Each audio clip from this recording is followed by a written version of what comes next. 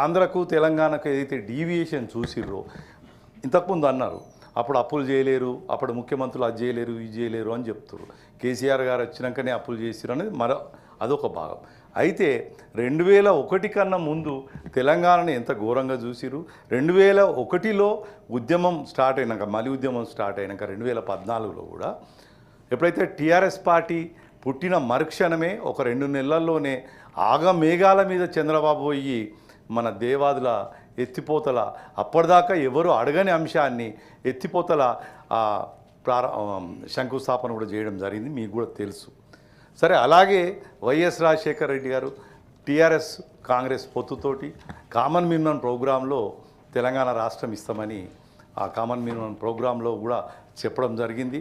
రాష్ట్రపతి గారి ద్వారా కూడా పార్లమెంట్లో చెప్పడం జరిగింది. అయితే అప్పుడే ఇస్తే ఆ నష్టం ఏదైతే 2004 నుంచి 2014లో జరిగిన ఏదైతే నష్టం ఉందో అది చాలా వరకు తగ్గుతుండే, మన రాష్ట్రం కూడా ఇంకా డెవలప్ అయ్యే అవకాశం ఉండే. కానీ అప్పటికి కూడా మళ్ళీ ఆంధ్ర పాలకుల ఏదైతే పెత్తనం ఉందో ఆ పార్టీలో వాళ్ళు మేనేజ్ చేయడం వల్ల మరొకసారి కూడా కామన్ మినిమం ప్రోగ్రాంలో ఇచ్చినప్పటికి కూడా ఈ తెలంగాణ రాష్ట్ర ఏర్పాటు అనేది మళ్ళీ వెనక్కు పోయింది. ఆ విషయం కూడా మీకు తెలుసు. కేసీఆర్ గారి గురించి కొందరు మంచి మాట్లాడతారు, కొందరు చెడు మాట్లాడతారు. సరే, వాళ్ళ రాజకీయ ఆలోచనలు, వాళ్ళ దృక్పథం నేనేం మాట్లాడలేను దానికి. కానీ కేసీఆర్ గారు ఎప్పుడు కూడా ఆయన ఒక పదవిని ఒక మామూలు ఒక గడ్డిపోసగానే తను త్యజించి మాత్రమే ఉద్యమం చేసిండు. ఆ రాజీనామాల బాటలోనే ప్రజలలో ఒక రకమైన ఉత్ప్రేరకంలాగా చేసిరు. తర్వాత 2009లో ఎప్పుడైతే కేసీఆర్ గారు అమర నిరాహార దీక్షకు పోయిండో అప్పుడు నేను వారి పొలిటికల్ సెక్రటరీగా ఉంటుంటే అప్పుడు పోయినప్పుడు ఆ 15 రోజులు జరిగిన సంఘటనలు, ఉస్మానియా అండ్ కాకతీయ కాలేజీలలో విద్యార్థుల విశ్వరూపము, కోదండరామ్ లాంటి వాళ్ళు అప్పుడు ఉద్యమంలో వారి సంస్థ ద్వారా కూడా రకరకాల ఉద్యమాలు నడుస్తున్న క్రమంలో తర్వాత జేఏసీ సారెంబడ నేను జానారెడ్డి గారి ఇంటికి వెళ్ళడం, ఆ రోజు జేఏసీ పెట్టడం, ఇవన్నీ కూడా తెలంగాణ రాష్ట్ర ఏర్పాటుకు ఇవన్నీ ముందు జరిగిన అంశాలు. మా పెద్దలు జీవన్ రెడ్డి గారు అప్పుడే చేసే ఉండే తుమ్మిడి అట్టింది 2000 don't know subject to correction 2006-7లో ప్రాణహిత చేవెళ్ళని మన వైఎస్ రాజశేఖర రెడ్డి గారు చేశారు. మరి అప్పటి నుంచి 2014కు ఉన్నది ఎవరయ్యా? కాంగ్రెస్ పార్టీ. మరి ఏం చేసిరు? కేసీఆర్ కాళేశ్వరం ఎందుకు కట్టిండని మాట్లాడుతున్నారు తప్ప ఆ 8-9 సంవత్సరాల్లో మీరేం చేసిరు అనేది మాట్లాడతలేరు. అది అలవి కాని ప్రాజెక్టులను తెలంగాణ ప్రజలను ఒక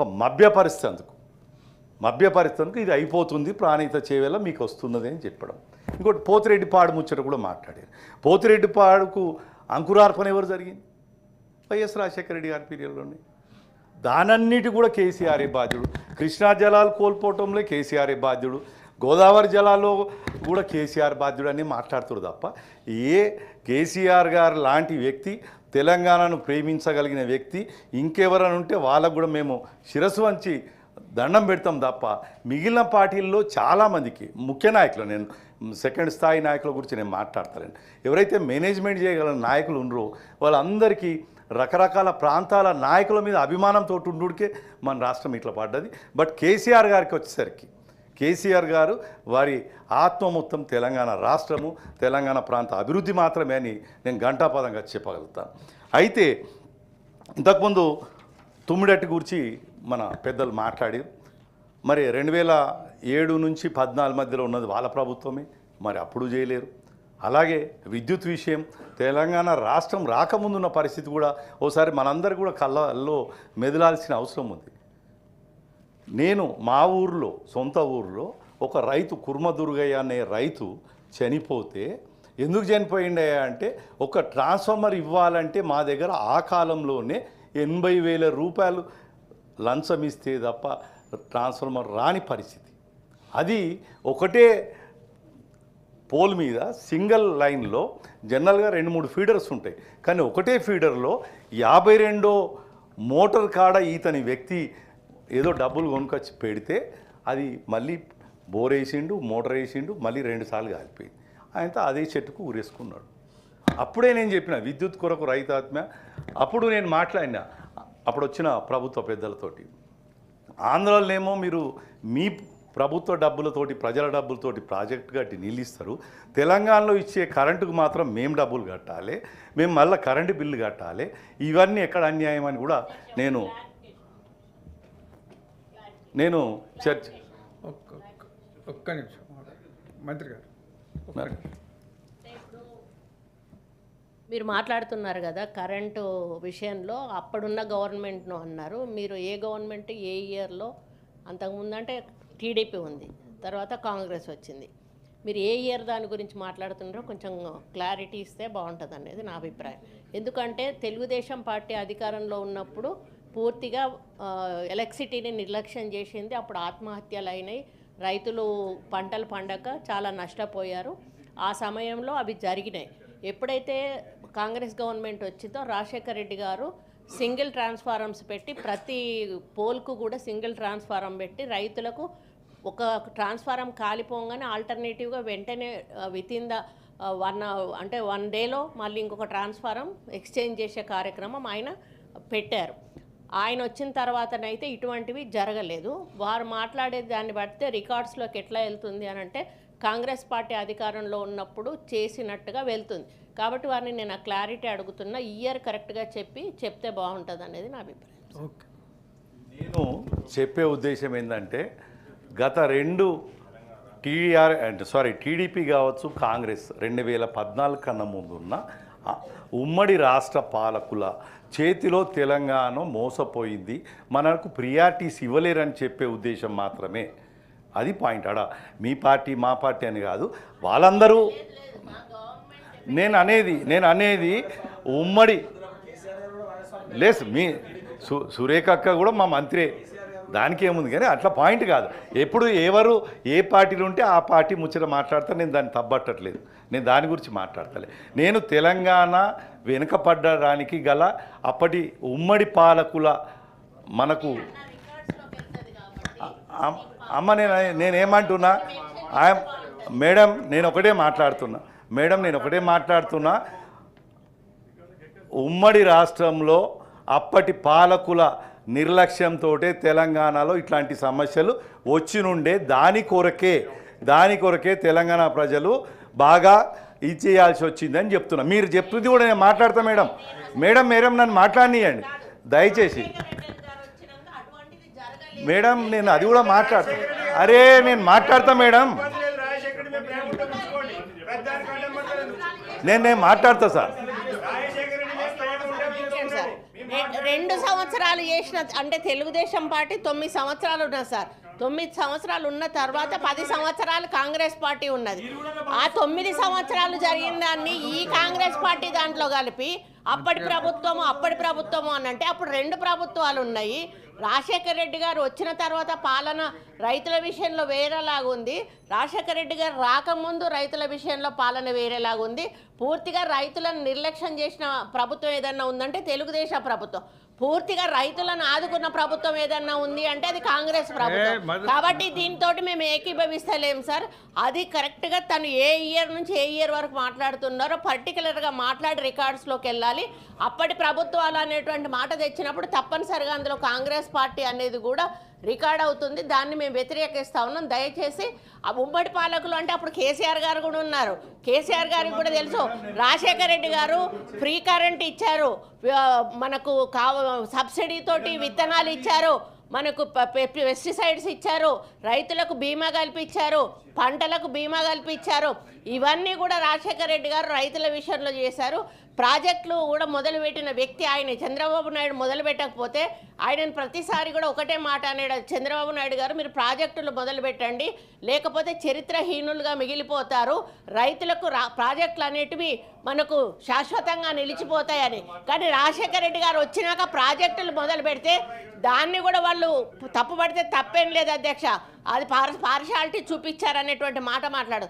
దాని విషయం కాకుండా ఏదైతే ఇప్పుడు తను మాట్లాడుతున్నారో గత ప్రభుత్వంలో అనేటువంటి మాటలో 2 ప్రభుత్వాలు ఉన్నాయి. ఆ 2 ప్రభుత్వాలను డివియేట్ చేసి ఏ ప్రభుత్వంలో ఏం జరిగిందో ఖచ్చితంగా చెప్పమనేది ఆ రికార్డ్స్లోకి ఆ విధంగా వెళ్ళాలనేది నా యొక్క కోరిక. మంచిగా మంత్రి గారు కంటిన్యూ వారు చెప్పినట్టు వైఎస్ రాజశేఖర రెడ్డి గారు పేర్లు చెప్పొద్దని కాంగ్రెస్ ప్రభుత్వం ఉమ్మడి రాష్ట్రంలో కాంగ్రెస్ ప్రభుత్వం కావచ్చు, తెలుగుదేశం ప్రభుత్వాలు కావచ్చు, రెండు ప్రభుత్వాలు కూడా తెలంగాణ మీద సీతకన్ను వేసినవి.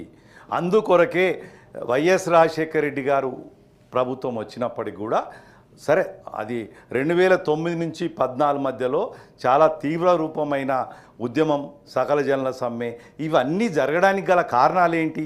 అప్పటి పాలకుల కేసీఆర్ రాకముందు, తెలంగాణ రాష్ట్రం రాకముందు ఉన్న పాలకుల నిర్లక్ష్య వైఖరితోటే ప్రజలలో ఒక రకమైన అలజడి వచ్చుడికే తెలంగాణ ఉద్యమం వచ్చిందని చెప్పనికి నేను చెప్తున్నా. నేను ఒక నాయకుని విమర్శిస్తలేను. ఉమ్మడి రాష్ట్రంలో ఆంధ్ర పాలకుల అందరూ కూడా ముఖ్యమంత్రులు వాళ్ళే కాబట్టి అప్పుడున్న మంత్రులు ఎవరైనా ఉండొచ్చు, ముఖ్యమంత్రిదే నడుస్తుంది కాబట్టి ఖచ్చితంగా ముఖ్యమంత్రి గారికే ఆ ముచ్చట వెళ్తుంది. అమ్మ ఒకటి మీరు ఏదైతే అంటున్నారో ప్రాణహిత చేవెళ్ళే అన్నారు, తుమ్మిడి అట్టం అన్నారు. మరి 2007 నుంచి 2014 వరకు ఉన్నది కాంగ్రెస్ ప్రభుత్వమే కదా, మరి ఎందుకు కట్టలేరు? ఎక్కడైనా ఒక రిజర్వాయర్ కట్టిరా, ఒక దగ్గరికన్నా లిఫ్ట్ చేసిర్రా, ఎక్కడికన్నా నీళ్ళు ఇచ్చిర్రా? జర్రంత దూరమే ఉంది ఎల్లంపల్లి మేడం. దేవాదుల కూడా చంద్రబాబు టీఆర్ఎస్ పార్టీ పుట్టిన తర్వాత జిల్లా పరిషత్ ఎన్నికలలో 2 జిల్లా పరిషత్తులు, 85 ఎంపీపీలు, 90 జడ్పీటీసీలు గెలిచిన తర్వాతనే ఈ కదలికలు జరిగినాయి. ఇది వాస్తవం. తప్ప అంటే ఎట్లా? మీరు ఒకవేళ తప్ప అనుకుంటే మీకు సంబంధించిన టైం ఇచ్చినప్పుడు మీరు చెప్పండి అమ్మ, నేను కాదంటలే. ఇప్పటిదాకా మీరు వాళ్ళు మాట్లాడుతుంటే మమ్మల్ని రన్నింగ్ కామెంటరీ చేయకమన్నారు, మేము ఊరుకున్నాం. మీరు అమ్మాయి ఉన్నది ఉన్నట్టు గవర్నర్ స్పీచే లేదండి, ఉన్నది ఉన్నట్టు గవర్నర్ స్పీచే లేదు. అరే సార్ మేడం, నేను అరే నన్ను మాట్లాడిస్తారా మాట్లాడిరా మరి చెప్పు. అరే గమ్మతూరు మీకు ఇప్పుడు మేము తప్పు మాట్లాడితే మీరు తర్వాత మీరు తప్పు మాట్లాడి నేను చెప్పండి. ఇప్పుడు గవర్నర్ స్పీచ్లో చాలా తప్పులున్నాయి మేము చెప్తున్నాం. మేము నిజమే ఇచ్చినామంటే మేము ఎట్లా చెప్పాలి? మా మాట కూడా మీరు అరే ఇప్పుడు ఒక కేసు ఉంటుందమ్మా, కింది జడ్జి ఏమో కేసు వీడు దోషి అంటాడు, పైకోతే నిర్దోషి అంటాడు. వాళ్ళు చూసే పద్ధతి, ఇచ్చే సాక్ష్యాలను బట్టి ఉంటుంది తప్ప మీకు నిజం కావచ్చు, మాకు తప్పు కావచ్చు. రైట్, నేను అదే అంటున్నాను.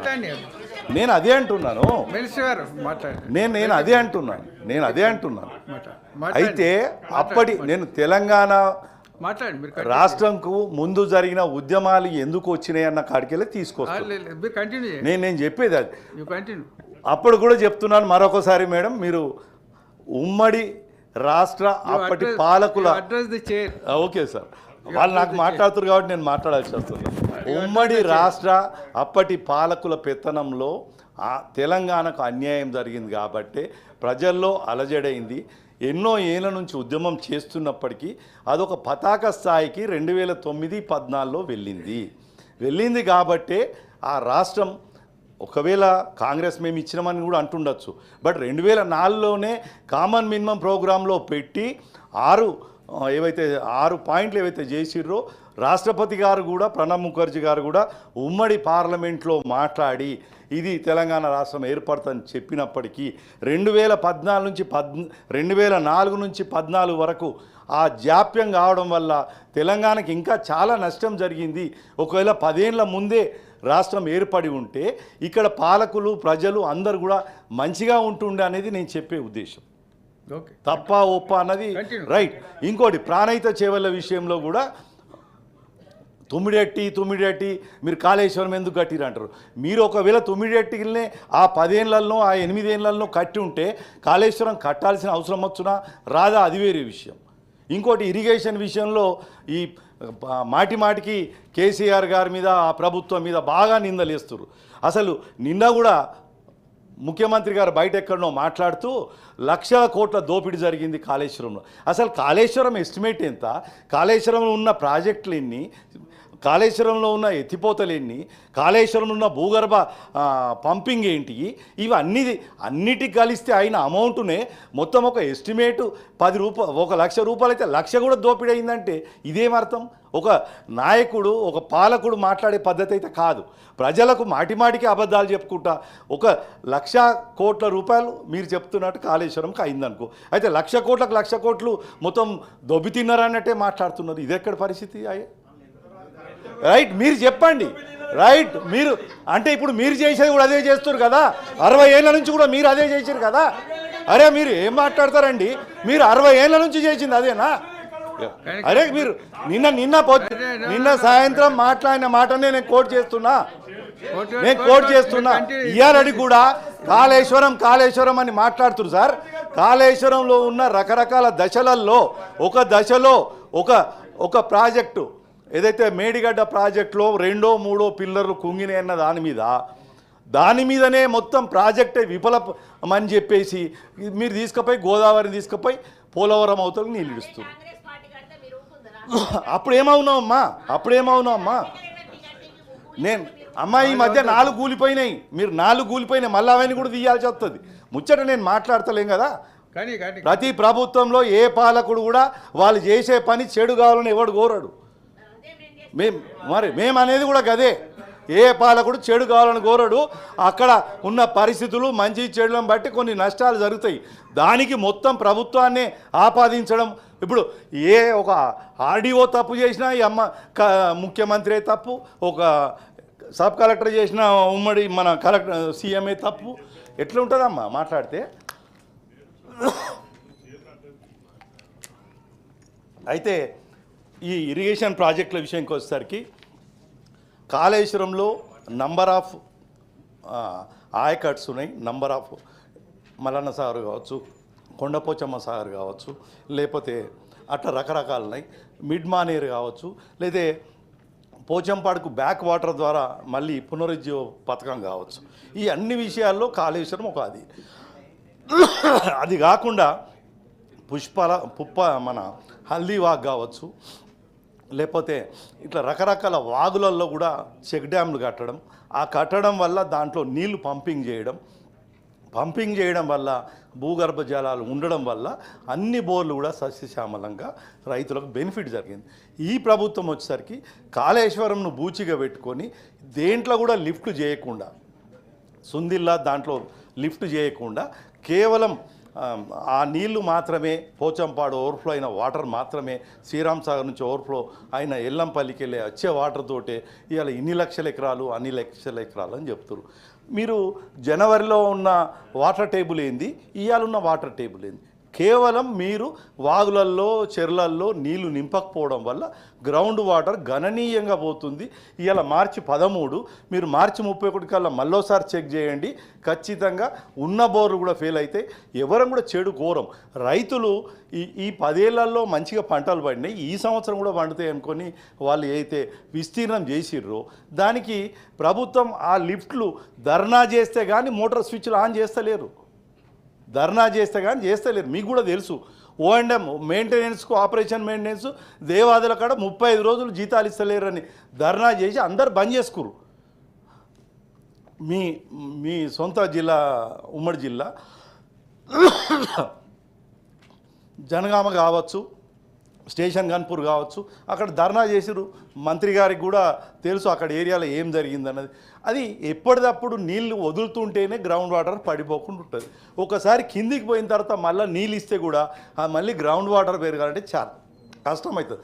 నేను ఒక రైతుగా మాట్లాడుతున్నాను. నేను నా సొంతంగా ఇప్పుడు నేను ఒక లీడర్గా ఉన్నా, నేను ఇప్పటికీ 50 ఎకరాలు నా సొంతంగా నేనే వ్యవసాయం చేసుకుంటా. దాంట్లో ఉన్న ఇబ్బందులు చెప్తున్నాను కాబట్టి ఈ విషయం తప్ప ఈ ప్రభుత్వంకు రైతుల విషయంలో చాలా అంటే ఫుల్ ఫ్లెడ్జ్గా వాళ్ళకి ఆలోచనలు లేవు. ఎప్పుడైతే ఎవరైనా ధర్నాలు చేస్తే తప్ప వాళ్ళు అదైతే లేరు. ఒక ఎగ్జాంపుల్ కూడా చెప్తా. మా మెదక్ జిల్లాలో వనదుర్గ ఏడుపాయల ప్రాజెక్ట్ ఉంది సార్. సింగూరు నుంచి 2014 కన్నా ముందు సింగూరు మొత్తం మెట్రో వాటర్ వర్క్స్కి అప్పచెప్పారు. కేసీఆర్ గారు వచ్చిన తర్వాత అట్లా కుదరదు, మనకు ఇక్కడ వాటర్ హైదరాబాద్ తీసుకుందాం, అది కేవలం మెదక్ జిల్లా అండ్ నిజాం సాగర్కు మాత్రమే దాన్ని అది చేద్దామని ఇరిగేషన్కు మళ్ళీ హ్యాండ్ ఓవర్ చేశారు. మళ్ళీ ఈ ప్రభుత్వం వచ్చిన తర్వాత మళ్ళీ మెట్రో వాటర్స్ కప్పారు. మా గన్పూర్ ఆయనకట్లో 35,000 ఎకరాలు ఈ కెనాల్స్ ద్వారా వారతాయి. దానికి 3 TMCల వాటర్ అలొకేషన్ ఉంటుంది. ఈసారి వీళ్ళు 2 TMCలకే లెటర్ ఇచ్చారు. అందరు రైతులు పంటలు వేసుకున్నారు. మరి 2 TMCల తర్వాత మళ్ళీ రైతులు రోడ్ల మీకు రావాల్సిందే కదా. అప్పటి వరకు మెట్రో వాటర్ వర్క్స్ కూడా ఏమంటారు, మాకు ఇయ్యలేరు, 2 ఇచ్చారు, మీరు ఎందుకు వేసుకున్నారని వాళ్ళు అంటారు. ఇప్పుడు ఎవడు నష్టం జరుగుతారు? దాంట్లో పూర్తి అవగాహన లేకుండా అట్లా ఆర్డర్స్ ఇచ్చుడు ఎందుకు, రైతులను రోడ్ల మీదకి వచ్చుడు ఎందుకు అనేది నా ఉద్దేశం. అయితే తెలంగాణ రాష్ట్రం ఏర్పడకముందు నేను ఇరిగేషన్లోకి వచ్చిన కానీ తెలంగాణ రాష్ట్రం ఏర్పడకముందు మనకు తెలియదా? కోదండరామ్ సార్ సాక్షుడు కాదా? ఎన్ని జాల పోయి కరెంటు ధర్నాల్లో కూర్చున్నాం, ఎన్ని జాలల్లో పొలాల కాడ రైతుల కాడ యూరియా చెప్పుల కాడ స్టాండ్లు పెట్టి పోలీస్ స్టేషన్లలో మనసంచులు వంచిన విషయం వాస్తవం కాదా? ఇట్లాంటివి ఉన్నాయి.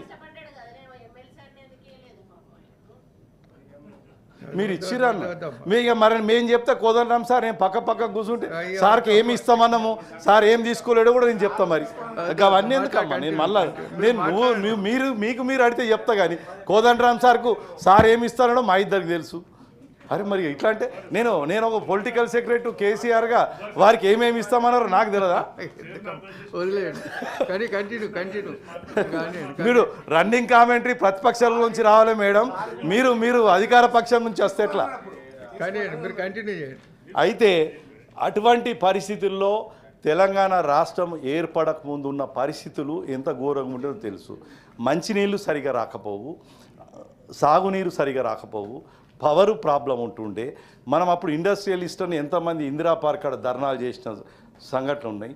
మెయిన్ రోడ్ల పొంటి మనం ఫుట్పాత్ ఎంబడ ఇట్లా నడుచుకుంటూ వెళ్తే ఆ జనరేటర్ల వాసనకి ఎంత ఘోరం ఉంటుండో కూడా మీ అందరికీ కూడా మళ్ళీసారి గుర్తు చేయదలుచుకున్నాను. అయితే సాగునీరు విషయము ఇట్లా ఉంది, వాళ్ళు సరిగ్గా చూస్తలేరు. రెండో విషయం మంచినీళ్ళు. మా ఫ్లాట్లో నేను బేగంపేటలో ఉంటాను సార్, ఫిబ్రవరిలోనే ట్యాంకర్లు కొనుడు స్టార్ట్ చేసినాం. నీళ్ళు వస్తలేవు. ఏమంటే గింతే ఇస్తామంటుండు. ఇంకా ఘోరం ఏంటంటే నేను తిట్టిన సార్ మహేష్ గారు, అతను ఏమంటే 3 బిందెల కన్నా ఎక్కువ ఇయ్యారు సార్ నీళ్ళు, మంచి నీళ్ళు, మీరు అన్నిటికీ వాడుకుంటారు, ఎట్లా ఇస్తారని బట్టి.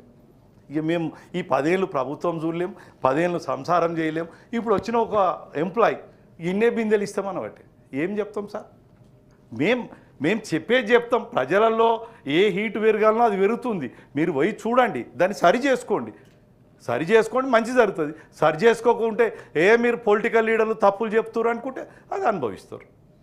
అది 100% అది. అయితే ఈ ప్రాజెక్టుల విషయంలో ఇది జరిగింది. మంచినీళ్ళ విషయంలో కూడా వీళ్ళు సరిగా పట్టించుకుంటలేరు.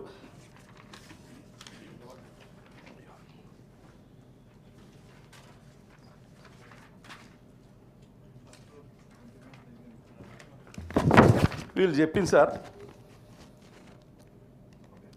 కాంగ్రెస్ ప్రభుత్వం అధికారంలో వచ్చినాక 55,000 ఉద్యోగాలు ఇచ్చినామని, టీఆర్ఎస్ ప్రభుత్వంలో అసలు ఏమి ఉద్యోగాలు ఇవ్వలేరని వీళ్ళు మాట్లాడుతారు. వీలే కదా సార్ అశోక్ నగర్లో పోయి ఆ నిరుద్యోగులను రెచ్చగొట్టిన విషయాలు మనకు తెలుసు. ఎంతమంది కోర్టు కేసులు వేసి స్టేలు తీసుకొని ఆపిన విషయాలు మనకు తెలుసు. ప్రజలందరికీ తెలుసు సార్. ఇవాళ వీళ్ళు ఎవరైతే రెచ్చగొట్టినా ఆ నిరుద్యోగులే మళ్ళీ మాకు ఇస్తలేరని అశోక్ నగర్లో కూర్చుంటే బీఆర్ఎస్ వాళ్ళు రెచ్చగొడుతురు అని మాట్లాడతారు. అంతకుముందు ఓళ్ళు చేసిరా ఈ రెచ్చగొట్టి అలవాటు చేసింది మీరే కదా. ఆ ప్రభుత్వం అంటే ఆ పార్టీయే కదా. ఇలా 55,000 ఉద్యోగాలు ఇచ్చినామని చెప్తున్నారు. ఎవడో నవ్వుతాడు కదా సార్. ఇవన్నీ నోటిఫికేషన్లు ఎప్పుడు పడ్డాయి? రైట్, మీరు రిజల్ట్ ఇచ్చిర్రు, నియామక పత్రాలు ఇచ్చిర్రు, రైట్, మేము కాదనట్లేదు. 2, అంతకుముందు కూడా కేసీఆర్ గారు ప్రభుత్వంలో ఉద్యోగాలు ఇచ్చిన విషయం చాలాసార్లు కూడా చెప్పడం జరిగింది. అయితే గ్లోబల్స్ ప్రచారం నమ్ముకురు. వీళ్ళ నాయకునికేమో అలా అసలు నాయకుడు గ్లోబల్స్ ప్రచారంలో దిట్ట, అవే ఈడ కూడా అదే ఇంప్లిమెంట్ చేస్తారు. చెప్పిందే చెప్పుడు కాబట్టి ప్రజలు నమ్ముతారని. ప్రజలు ఒక కొంతవరకు దాన్ని నమ్ముతారు. ఆడికెళ్ళి అసలు విషయం గ్రహిస్తారు. అప్పుడు వాళ్ళకే ఇబ్బందులు అవుతుంది తప్పు. వీళ్ళు నిన్న కూడా ఇచ్చిన ఏదైతే నోటిఫికేషన్ ఉందో అప్పుడు ప్రభుత్వంది. వీళ్ళు కరెక్ట్గా ఇచ్చిర్రు అంటే ఒక 10,000 ఉద్యోగాలకు ఇచ్చిర్రు. వీళ్ళు ఏం చెప్పారు సార్? సంవత్సరంకు 2 లక్షల ఉద్యోగాలు ఇస్తాము అని చెప్పారు. సంవత్సరంకు 2 లక్షల ఉద్యోగాలు ఇస్తామన్నోళ్ళు ఇప్పుడు ఇలా 15 నెలలు అయింది, మరి 2 లక్షల ఉద్యోగాలు ఎక్కడ పోయినాయి? అమ్మా, సంవత్సరంకు 2 లక్షల ఉద్యోగాలు ఇస్తామంటే ఎక్కడికి పోయినాయి సార్?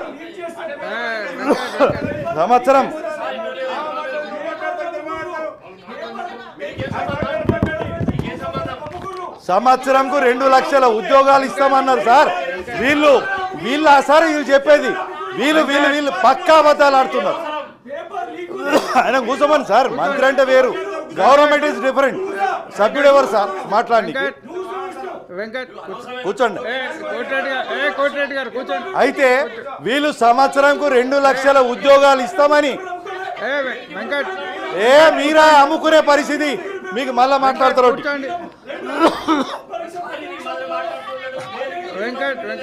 మీరు వీళ్ళు ఎవరు సార్? వాళ్ళు ప్రతి దాంట్లో